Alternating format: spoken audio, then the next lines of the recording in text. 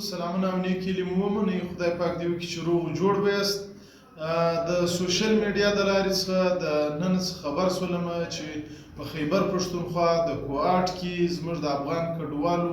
ځینې کورونه دي چې وبلن پنډغاله یا کیمپ ورته وایي، هلته د 2012 څخه د کوم چې د زموږ افغان کډوال پر کوم ځمکه میشت وله د ځایي خلکو د یو کس د خوا څخه په عدالت کې کیس چلیدی چې د هغه په نتیجه کې پرون هغه کیس ګټل شوی دی. زموږ د افغان کډوالو 25 کورونه چې د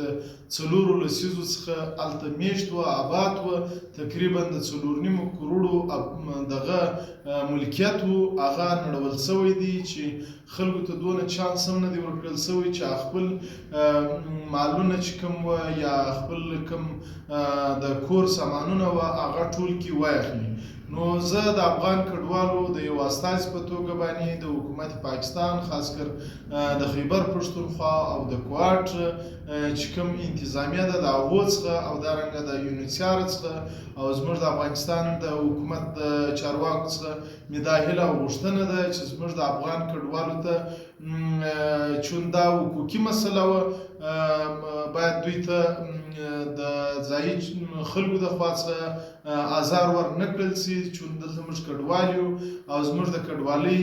خیال وساتل سي او د کومو خلکو ته چې خساره اوښتې ده باید حکومت د دې غور وکړي او دغه خلکو ته د مالي تاوانونو دغه ورکړل سي، کومک ورکړل سي او زموږ د افغان کډوالو سره چې په هغه کوهاټ کوم د وبلن په کیمپ کې